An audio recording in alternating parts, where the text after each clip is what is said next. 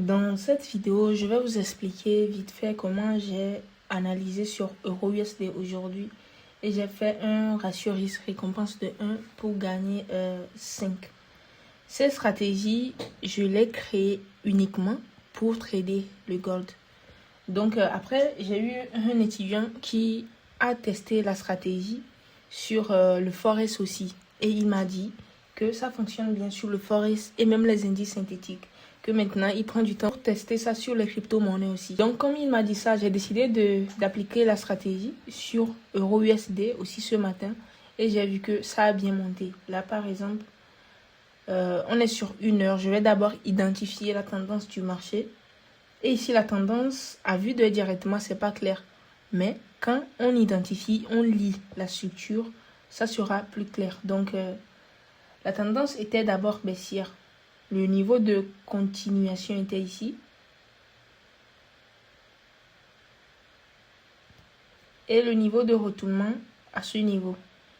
Ça a été clairement cassé. Après, bon, premièrement, il y avait une fausse cassure.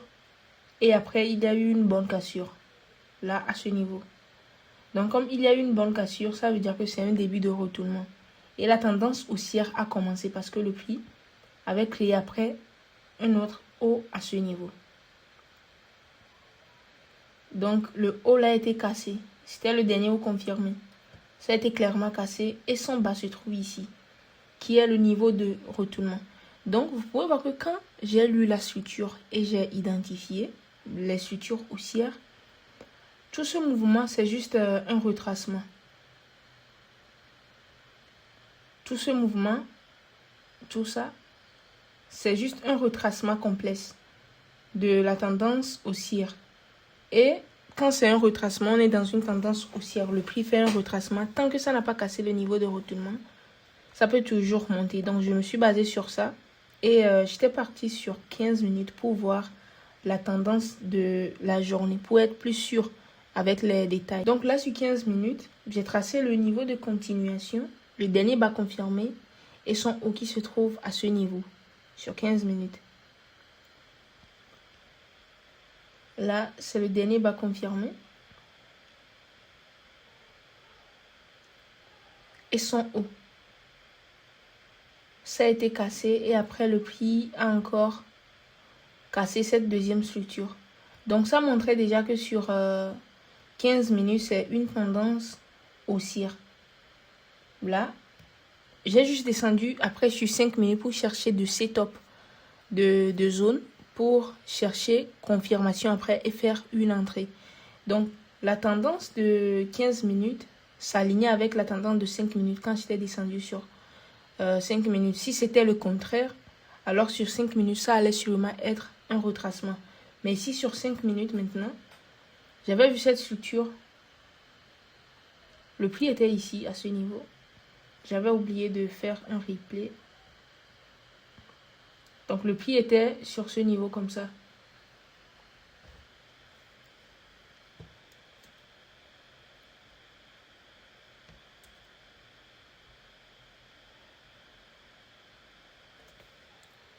Donc là, c'est un de mes setups pour prendre de position sur 5 minutes.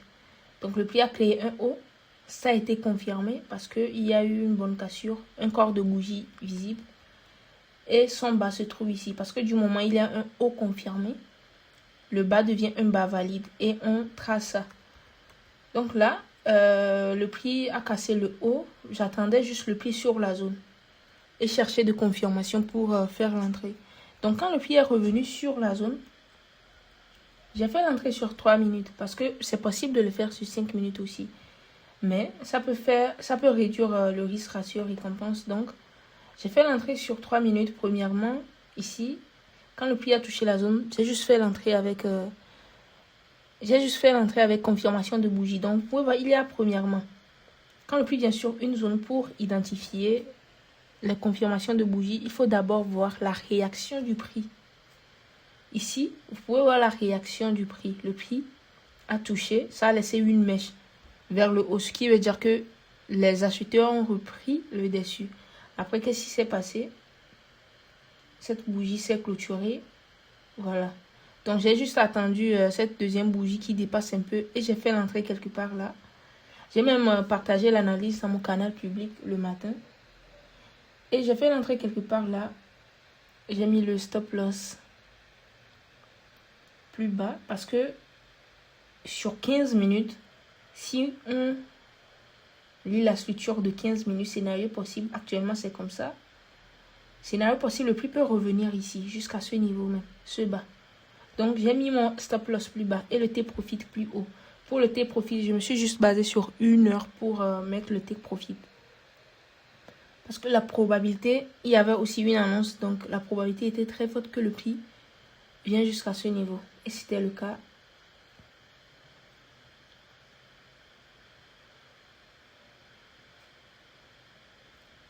Voilà, après le prix était en profit et c'est parti.